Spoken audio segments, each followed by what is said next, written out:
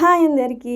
ఇంట్లోనే ఉండి ఉండి బోర్ కొడుతుంది, ఎక్కడికైనా బయటికి తీసుకుపోరాదు పార్కు గిట్లా అని అంటే, సరే తీసుకుపోతే పాను మా ఆయన అయితే తోటలో తీసుకుపోయిండులా. ఇక నువ్వు చేసినంత పని ఉన్నది ఇక్కడ, నీకు సాధనైనంత చెయ్యి అని చెప్పి గడ్డి వీక పెట్టిండు. నేనైతే చాలా రోజులు అయితే అంది గడ్డి వీకగా కాళ్ళ మీద కూర్చున్నందుకు కావచ్చు మస్తు కాళ్ళు ఈడ్చుకొచ్చినాయి.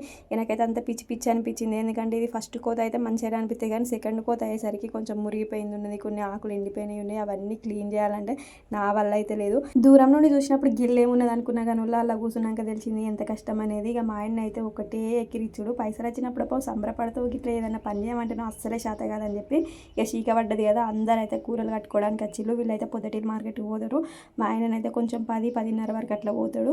ఇక మా దగ్గరనైతే 90% అందరూ ఆకుకూరలే పండిస్తారు, ఎవరో ఒకరు పెద్ద పంటలు వేసుకుంటారు. మా కష్టం చూడలేక మా బిడ్డ కూడా వచ్చి మాకు హెల్ప్ చేసింది. పాపం గడ్డి ఏదో పాలకూర ఏదో తెలియక పాలకూర అంతా వీకి పెట్టింది. ఇదైతే మొన్న నేను నీళ్ళు కట్టిన పాలకూర మొలకల్లో ఎంత మంచిగా ఉన్నదో, మొత్తం నింజ మొలిచిందంటే మా ఆయన ఒకటే ఎక్కిరిచ్చుడు, మొత్తం నువ్వే చేసినావు. సిద్ధు తొందర రా, చీకటి అవుతుంది.